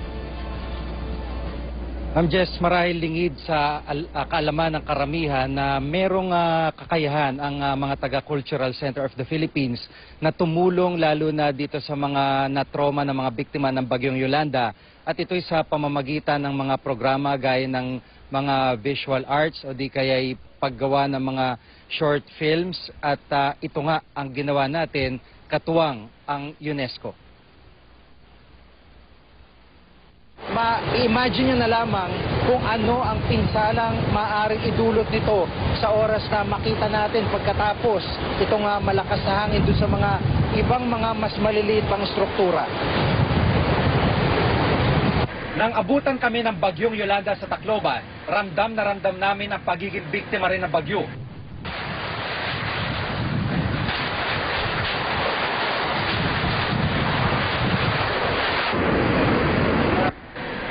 Bagamat andun ako at aking team para maghatid ng balita, naranasan namin ang takot, gutom, uhaw at pagod na pinagdaanan din ng iba pang biktima ng bagyo. Nang tumama ang bagyo sa Tacloban, nalagay ang aming grupo sa gilid ng mata ng bagyo. Sa dami ng mga batang na trauma, partikular sa Tacloban, isang programang akin naisip upang makatulong sa therapy at recovery ng mga kabataang ito. Gamit ang aking karanasan bilang isang journalist at sa tulong ng Cultural Center of the Philippines at United Nations Educational, Scientific and Cultural Office o UNESCO, nabuo ang programang mga kwento ni Jiggy Manicad. Dito bibigyan ng pagkakataon ng mga estudyante na makapag-produce na maikling kwento sa pamamagitan ng workshop at mga kamera na kanilang dala. Sa journalism, ang hinahanap natin talaga ay yung kwento ng buhay nila at hindi lang yung kwento sa nangyari pero yung kwento ng kanilang karanasan at yung nakikita nilang pag-asa, lalo na yung pag-ahon pagkatapos na nangyari itong dilubyo. Opo, so pag-effect sa kanila? Ay oo, malaking epekto ng programa at naging proyekto sa kanila dahil sa pag-kwento nila sa nangyari sa kanila, hindi lamang nila naalala ang nangyari na-i-process din nila Ilan sa mga output ng mga kabataan ay ang mga positibong kwento tungkol sa mga lokal na sayaw at kung paano ito nakakatulong sa kanilang recovery bilang mga estudyante at residente. Para sa akin po, positive po yung mga lumabas sa story kasi hindi namin pinapakita sa ibang tao na malungkot kami sa kabila ng trahedya na nangyari sa amin. Bale, pinapakita namin yung positive side aside from the negative side na lumabas. Bilang sa estudyante kasi nasali po kami sa publication. So parang pagpapasilatan po kami ng iba pang mga articles tungkol sa naranasan natin ng Irlanda. Pwede namin pong gamitin yung mga natutunan namin dito na i-apply po namin para sa pagsulat po. Kasi marami po kami na gusto gagawin yung journal. Sa pamamagitan ng kwento po, nailabas namin yung mga experience namin at yung mga naramdaman namin during Typhoon Yolanda na hindi namin noon nasasabi. At sa pamamagitan nga ng proyektong ito, Ma'am Jess, ay naniniwala din itong mga estudyante na ito na kahit papano ay ma-share din nila ito sa ibang mga kabataan, sa ibang mga estudyante dito sa Tacloban na may interest sa larangan ng pamamahayag. Ma'am Jess. Jiggy, mag-iisang taon na rin mula nung kayo'y nakaligtas sa Yolanda. What are your thoughts? Ano ang mga sumasagi sa iyong isipan ngayong bisperas nito? Alam nyo, hindi ko talaga lubos maisip na yung mismong sitwasyon bago tumama yung bagyo na yon, halos kapareho nito. Kalmadong panahon, halos walang hangin, kalmado yung dagat. Pero pagsapit ng mga 3:00 ng madaling araw ng November 8, ay doon na namin talaga naramdaman yung hagupit ng hangin, yung hambalos ng hangin. At dito na nagising yung aking team. Dito na kami nagising para magsimulang mag-document ng mga nangyayari, partikular yung lakas ng hangin. At nung nakita natin yung destruction after nitong bagyo at nabalikan natin makalipas ang 1 taon na halos ganito pa rin ang kalagayan ng mga kababayan natin, talagang nakakalungkot na partikular dito sa Barangay Anibong, dito sa may mga tinamaan ng malalaking barko dito, nakakalungkot isipin na ganito pa rin ang sitwasyon nito mga kababayan natin dito. Ma'am Jess. Maraming salamat sa iyo, Jiggy Manicad. Pagdating sa paghahanda tuwing may nagbabantang sakuna, malaki ang tulong ng teknolohiya. 1 taon pagkatapos ng Yolanda, inilunsad ang app o application na mapahanda na tumutukoy sa mga lugar na posibleng tamaan ng kalamidad. Live mula sa Quezon City, my report, si Bam Alegre. Bam? Jessica, sa tulungan nitong simulation, pwede na magkaroon ng ideya ang mga otoridad sa posibleng pinsala ng isang kalamidad maging doon sa kakailanganing tulong. Narito ang ulat. Laging hinahagupit ng kalamidad ang Pilipinas, pero tila paulit-ulit na lang ang ating mga tanong. Gaano kaya kalawak ang pinsala? Ilang pamilya ba ang maapektuhan? Sa tulong ng teknolohiya, hindi na kailangang manghula. Ito ang desktop application na mapahanda. Sa ilang click lang ng mouse, malalaman na ang mga lugar na maapektuhan ng mga baha, lindol at storm surge. Higit dito may estimate rin ng mga relief goods na kakailanganin mula pagkain, tubig at maging mga palikuran. Layunin ng NDRRMC at National Anti-Poverty Commission na marating ng mapahanda ang bawat barangay at munisipyo. Magkakaroon ng online training sa mga lokal na pamahalaan mula sa UP Open University. Tutulong din ang National Youth Commission sa pag-deploy ng mga government interns. Mas madali raw kasi sanayin ng kabataan dahil mas tech-savvy. Bago pa mangyari yung sakuna, nag-predict na may darating na bagyo, malalaman na ng LGU na automatic kailangan namin ng calamity fund. Kasi hindi na kaya ito ng pondo namin based on the algorithm na ginawa. Ang impormasyon ng mapahanda nagmula sa iba't ibang ahensya ng DOST, kabilang na ang FIVOX at Pag-asa, maging ang Project NOVA. Nagmula ang software sa Indonesia matapos ang Aceh tsunami roon. Dahil open source ito, nilinang ito ng Project NOVA para magamit sa Pilipinas. Mula sa Project NOVA, isinilang ng DOST ang MOSES tablet o ang Monitoring and Operating System for Emergency Situations. Isa itong gadget na tablet na naglalaman ng iba't ibang geohazard maps, kabilang na ang mapahanda. Kahit anong oras, pwedeng ma-access ang Project NOVA sa internet, pero hindi lahat ng sulok sa Pilipinas may online access. Kaya nakipag-ugnayan ng UNDP o United Nations Development Program sa Project NOVA para bigyan ng printed geohazard map ang mga komunidad na nasalanta ng Bagyong Yolanda. Itong mga hazard maps na meron tayo ay detalyado. No? Nakikita mo yung mga bahay, nakikita mo yung mga gusali, nakikita mo yung puno at saka tulay, simbahan. So, sa bawat barangay or bawat komunidad. Sa 60 coastal areas sa Pilipinas, 50 na raw nagagawa ng detalyadong geohazard map. Kuspusan daw itong ginagawa ng mga researcher ng Project NOVA kahit hindi na office hours, para lang maihatid ang mahalagang impormasyon na posibleng makasagip ng mga buhay at makaiwas ng mga sakuna. Kapag mayroong warning, kailangan ito ay matutumbasan ng tamang aksyon, tamang response ng komunidad. No? At yung tamang response na yan, malaking bahagi dyan ay yung pagtingin sa mapa.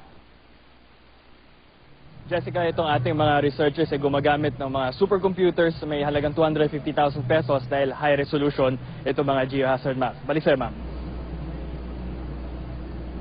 Pwede rin itong i-download sa mga telepono o cellphone, Bam?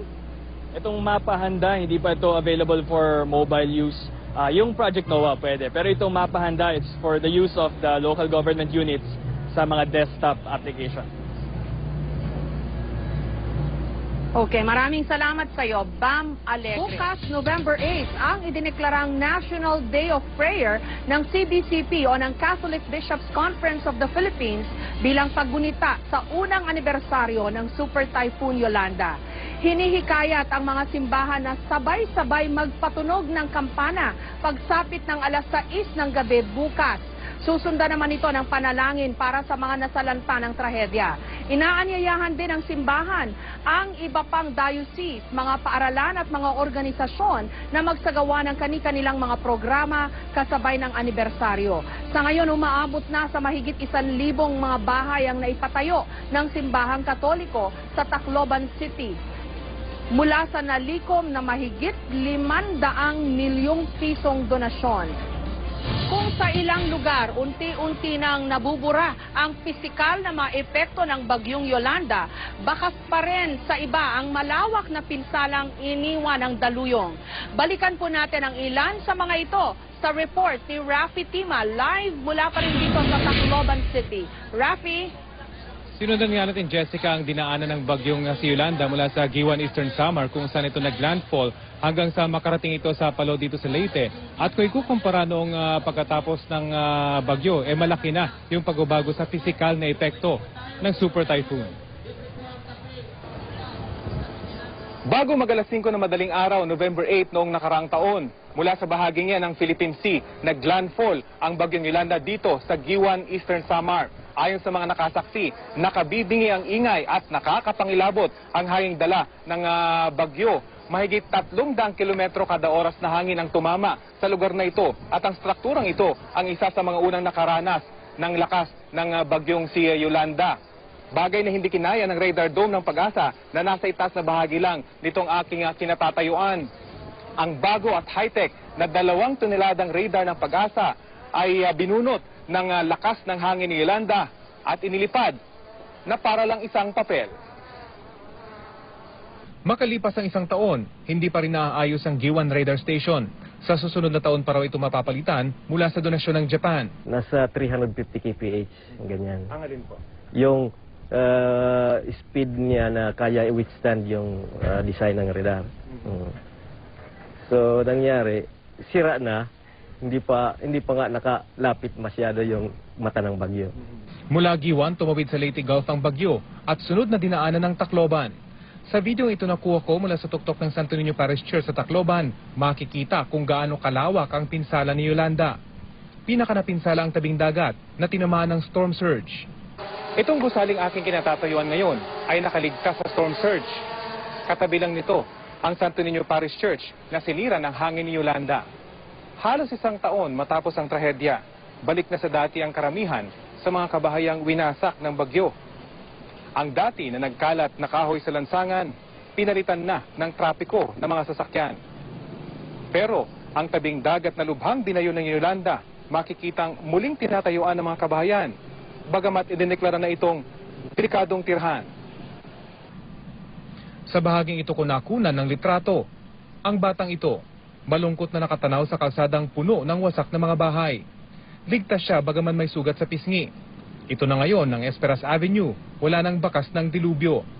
Ayon sa lolo't lola ng bata, lumipat na sa Maynila ang pamilya ng kanyang apong si Rayan. Parang naka-recover naman siya eh. Pero nung una talagang natatakot siya lumabas, natatakot siya mag-ano. Pero ngayon okay naman siya. Matapos ang Tacloban, sunod na tinumbok ng bagyo ang kalapit na bayan ng Palo. Dito nakuna ng GMA News ang mga videong ito na nagpapakita kung gaano kalakas ang hanging dala ng bagyo. Nang tumama rito ang bagyong Yolanda, ang kakaayos pa lamang na bubungang ito ng Palo Metropolitan Cathedral ay unti-unting bumigay. Wala itong naging panama sa mahigit 250 km kada oras na hangin. Ang katabing municipal building na ngayon naayos na rin, wasak din ang bubungan. Pero hanggang ngayon, kita pa rin ang epekto ng bagyo sa ilang mahahalagang gusali rito halos 1 taon matapos tumama ang bagyo. Kasama na rito ang lumang gusali ng University of the Philippines dito sa Palo, Leyte. Ngayon umaasa ang mga taga rito sa Palo na isa ang kanilang simbahan sa mga dadalawin ni Pope Francis kapag nagtungo siya rito sa susunod na taon. Unti-unti mang nabubura ang pisikal na epekto ng bagyong Yolanda. Ang sugat na iniwan nito sa mga biktima, tila mahirap nang maialis sa kanilang puso't isipan. Ibang usapan talaga, Jessica, kung pag-uusapan yung epekto sa mga tao dahil hindi man nakita sa labas dahil sa mga ngiti at tawanan ng mga taong ating nakakasalamuha ngayon dito, tiyak mas mahabang panahon ang kakailanganin para maghilom ang sugat na dulot ni Yolanda. Jessica? Rafi, alam mo, napaka-effective talaga nung ginamit mong drone camera para mapakita kung ilang percent na, kung matatansya natin yung yung recovery ng city ng Tacloban, no? Curious lang akong malaman kung masasabi rin ba through your drone shots kung ano yung topographical changes, lalo na dun sa dalampasigan ng Tacloban, no? Kasi importante yan para magamit din ng mga scientists dun sa mga paghahanda sa mga wag naman sana pero sa mga susunod na sakuna, lalo na itong storm surge o daluyong. Yes, Jessica, mahalaga yan na in fact may mga aerial photographs na kinuha yung Pag-asa, maging mga satellite imagery para i-compare yung nangyari bago yung Yolanda at pagkatapos ng Yolanda. At mula rito ay kanilang titingnan kung ano yung naging epekto talaga nung pagbayo ng lalo na yung storm surge na umabot ng 15 feet sa ilang areas dito sa Tacloban para makita kung talaga hanggang saan ito aabot at para naman masabi sa mga nakatira rito kung hanggang saan lang sila pwedeng magpatayo ng kanilang bahay. At sa pamamagitan ng mga aerial at mga drone shots na ganito ay makikita pa, Jessica, yung monitoring naman ng mga kabahayan na talagang dapat ay hindi na ilalagay doon pero ngayon ay unti-unti ngang nagsasprout sa mga lugar na pinagbabawal na ng gobyerno, Jessica. Ano kaya, lumalim kaya yung dagat, Rafi, at umusad o lumapit doon sa city pa? Kinain niya ba yung city? Sa ating pagkakalam, Jessica, kinukumpleto pa ng pag-asa. Kasama na yung Japanese government, yung ginagawa nilang pag-aaral kung talagang ano yung naging epekto dun sa topography. Lalo na nung San Jose. Kasi itong San Jose kung saan naroon yung airport ng Tacloban ay napapalibutan ng tubig, kung kaya't narinig na natin na may posibilidad na ilipat yung airport ng Tacloban. Dahil delikado ito dahil kapag nagkasunod-sunod yung mga storm surge, hindi man kasing lakas nung tumama itong si Yolanda, ay talagang unti-unting kakainin ito yung isthmus na yon na kinalalagyan ng airport ng Tacloban. So yan yung kanilang pag-aaral at yan ang ating aabangan. At sigurado yan, Jessica, ay ilalagay nila yan sa kanilang G-hazard map na kanila ipinamimigay sa mga local government, Jessica. Maraming salamat sa iyo, Rafi Tima. Sa kabila ng kawalan at mga problema na pinagdaraanan ng mga kababayan natin dito, nakakatuwa namang makita na hindi pa rin nauubos at tuloy-tuloy ang pagbuhos ng pagmamahal at pagmamalasakit sa mga tiga-Tacloban. And it's really nice that the Filipino people are really strong people. They are just coping with it and just go on and make just the best of their lives. So that's really good to see. And you're helping the kids? You're giving them some drawing material? I thought just bring some joy to the children. I brought some stuff from the Netherlands, and I thought, well, maybe they have something just to forget their problems. Mayroon po silang cash assistance na itulong ang Tutsi Foundation at saka rice relief po. Nagbigay po sila sa mga residente. Kayong mga kumot na galing po sa mga pit battle, yun po kasama po yun sa mga naitulong po nila. Lola, saan po galing tong barya na dala-dala nyo? Akin, sa akin. Inipon nyo ho yan, o. Tapos ibibigay nyo rin. So okay na kayo? Okay. Pwede nang tumulong sa iba? Pwede na, ma'am. Ano ho ba nagawa ng Chuchi sa inyo? Marami. Ano hong binigay sa inyo? Pira. Maraming ibinigay sa amin ng Chuchi. Talaga. O ngayon, kayo naman magbibigay? Kami naman bibigay. So, patak-patak, barya-barya, iniipon ng mga natulungan dati para may iba namang matulungan. Napakaganda ng konsepto. Kabilang din sa mga problema ng mga biktima ng bagyo, ang pahirapang pagkuha ng tulong mula sa gobyerno dahil sa kakulangan ng papeles. Karamihan daw kasi sa mga ito, kasamang tinangay ng daluyong. Ang ilan namang nakatira pa rin sa mga tent, gusto na raw umalis dahil sa takot.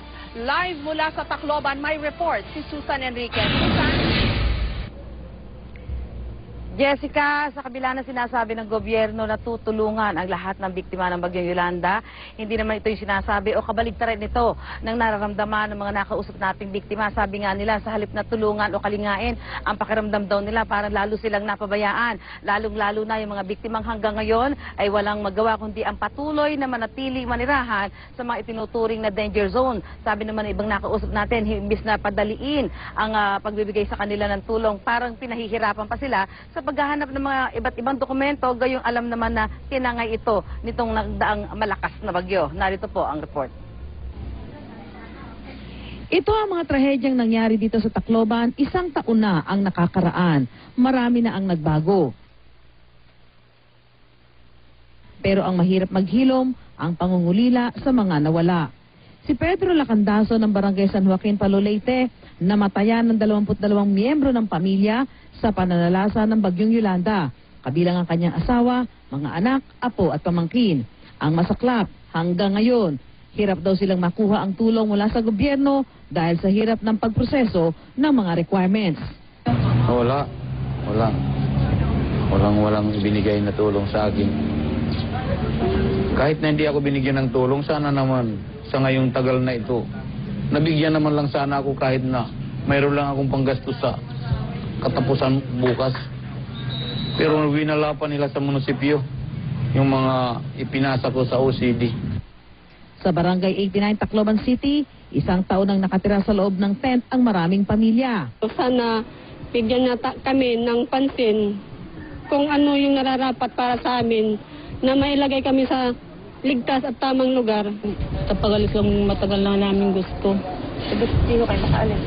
Wala kaming mapupuntahan eh. Si Lola Cristeta Decina naiyak habang nagkukwento. Matapos daw ang trahedya, pakiramdam niya, inabandon na pa sila.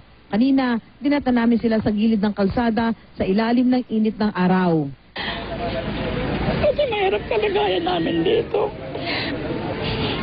May apo na nga ako namatay dito sa tent. Dahil? Ngayong katapos ng Yolanda, may namatay ako na po. Dahil sa init. Ang ilan pagod na raw sa kakadaing. Kaya ko na lang magpa-interview. Bakit ho? Sawa na ako sa interview. Dahil? Wala nang nagagawa, wala nang namin. Wala nang resulta, wala namang dumating dito na tulong. Kaya si Alberta Ihada ng Barangay San Fernando sa Palo, isinulat sa labas ng bahay niya ang pasasalamat sa mga tumulong sa kanila. Sinulat? Kasi siyempre, pasasalamat na binigyan kami ng tindahan at saka mayroon din silang mga grocery na ilinagay. Isang taon na, may ilang nawawala ng pag-asa. Pero marami ang patuloy na umaasa na isang araw, magiging maayos ang lahat para sa kanila. Sa kabila ng ganitong sitwasyon ay patuloy na umaasa itong ating mga kababayan na hindi sila talagang makakaligtaan at patuloy pa rin kakalingain ng gobyerno sa kanilang mga pinagdadaanan ngayon dahil bukas nga isang taon na at nanalasa itong bagyong Yolanda, inaasahan nilang tutulungan sila talaga ng gobyerno para makabangon sa mga pagsubok na hanggang ngayon ay kinakaharap nila. Jessica. Susan, I hope you don't mind, pero baka pwede kitang tanungin ang medyo personal na question. Kasi sa dinami-rami naman nakakausap mo na halos pare-pareho ang hinaing dito sa Tacloban, no? Ano yung nakikita mong maski pa paano nagsha-shine through na things will improve kahit sa sariling sikap man lang nila?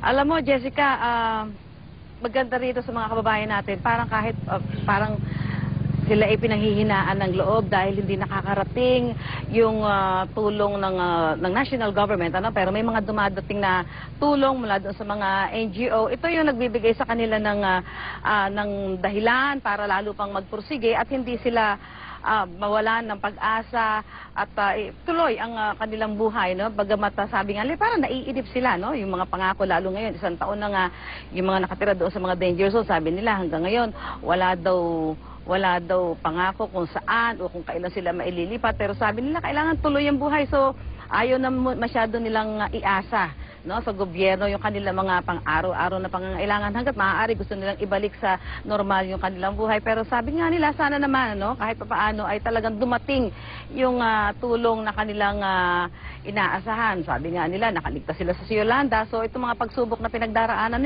nila ngayon, inaasahan nilang malalampasan din nila ito, Jessica. I-share ko lang din sa'yo, bukod dun sa sinasabi natin na napakatatag talaga nating mga Pilipino. Nakita ko rin dito sa mga kababayan nating dumaan sa Super Typhoon kung gaano talaga kapasensyoso at kung gaano talaga tayo kabait na mga tao, di ba?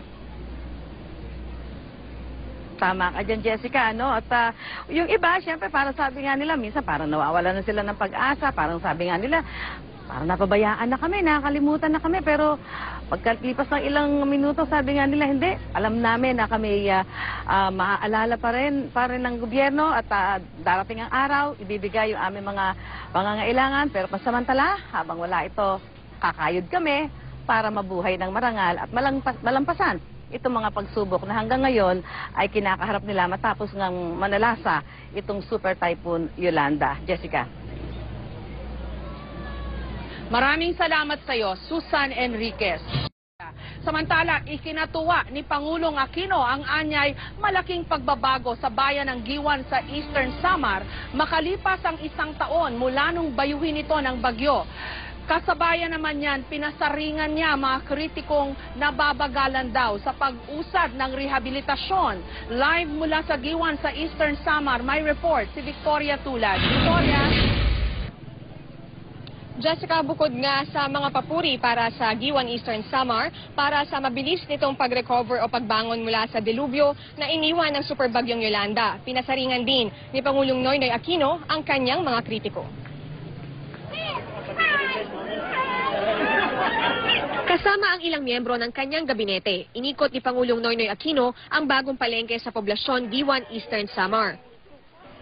Sunod na pinuntahan ang Giwan East Central School kung saan may mga bagong silid-aralan. Tsaka dumiretso sa transitional home sa Barangay Cogon kung saan ipinagkaloob niya ang Certificate of Occupancy sa ilang residente. Sa kanyang talumpati, sinabi ng Pangulo na natutuwa siya sa malaking ipinagbago ng bayan matapos ang hagupit ng bagyong Yolanda. Kakusin, kung ikaw ang itsura ng Giwan ngayon, laki na talagang pinagbago. Ibinalita rin ng Pangulo ang plano ng gobyerno na nasa ilalim ng Yolanda Comprehensive Rehabilitation and Recovery Plan. Kasama sa mga plano ang paglipat ng Tacloban Airport sa Samar. May natukoy na raw na lugar para rito. Isa rin sa pinag-aaralan ang pagtatayo ng Tacloban Palo Tanawan Dike Project kung saan magsisilbi itong proteksyon sa mga residente tuwing may bagyo. Sa gitna ng talumpati, hindi pinalampas ng Pangulo ang kanyang mga kritiko na nababagalan sa ginagawang rehabilitasyon ng gobyerno. Hindi tinukoy ng Pangulo kung sino pero may nagsabi raw sa kanya na bigyan na lang ng 40,000 pesos ang bawat pamilya. Kung tutuusin, mas madali raw ito kumpara sa 85 billion pesos na kailangan para matapos ang rehabilitasyon. Pero giit niya, hindi raw pwedeng bara-bara ang trabaho.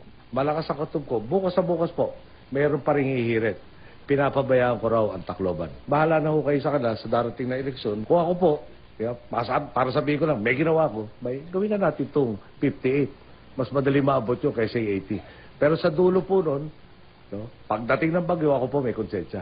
Kaya dito na, sige, murahin na nyo ako, batikusin na nyo ako, pero palagay ko dapat ang gawain natin yung tama.